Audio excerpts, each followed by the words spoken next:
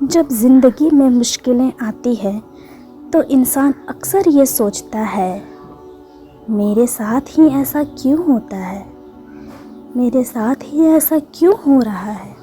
اکثر انسان ایسا سوچتا ہے۔ کبھی پیسوں کی پرابلم، کبھی دل ٹوٹنا، کبھی اپنوں کا بدل جانا، اور کبھی انسان سوچتا ہے اگر اللہ ہم سے محبت کرتا ہے تو پھر مشکلیں کیوں دیتا ہے۔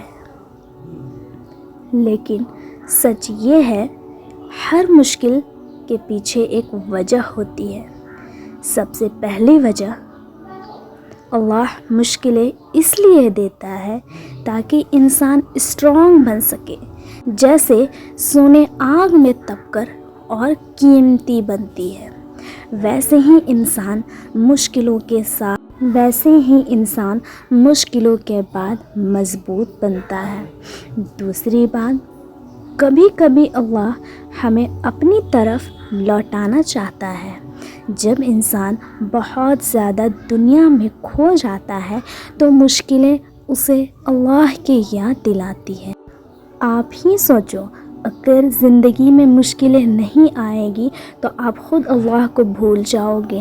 اگر اللہ عیش و آرام والی زندگی ہمیشہ دے کر رکھے گا تو آپ اللہ کو یاد تو دور، عبادت کرنا بھی بھول جاؤ گے۔ اسی لیے اللہ پاک ہمیشہ آپ کو پریشانی بھی دیتے ہیں، امتحان لیتے ہیں، تاکہ میرے بندہ مجھے یاد کر رہا ہے یا نہیں کر رہا ہے، یہ اللہ پاک دیکھتے ہیں، آزماتے ہیں۔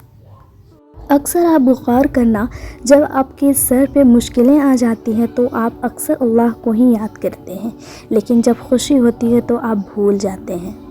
تیسری بات، اللہ کسی پر اس کی طاقت سے زیادہ بوجھ نہیں ڈالتا۔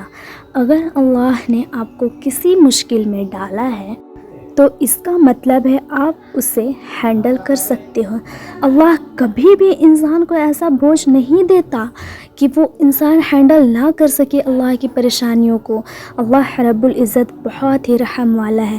اللہ پاک اس کو اتنا ہی بوجھ ڈالتا ہے، اتنا ہی پریشانی دیتا ہے جتنا وہ سنبھال سکے، جتنا کہ وہ طاقت رکھتا ہے۔ کبھی کبھی تو ہم جس چیز کو سزا سمجھتے ہیں وہ اصل میں اللہ کی رحمت ہوتی ہے، کیونکہ وہی مشکل آپ کو بہتر انسان بنا دیتی ہے۔ اسی لیے مشکلوں سے ٹوٹنا نہیں، اللہ سے دور مت ہونا، بلکہ اس سے اور قریب ہو جانا۔ نماز شروع کر دینا، اللہ کی عبادت میں لگ جانا، کیونکہ ہر مشکل کے بعد آسانی برحق ہے، ضرور آئے گی انشاءاللہ تعالی۔ بس آپ امید رکھیں اللہ سے، اللہ کی عبادت میں لگے رہیں۔ آمین۔ السلام علیکم۔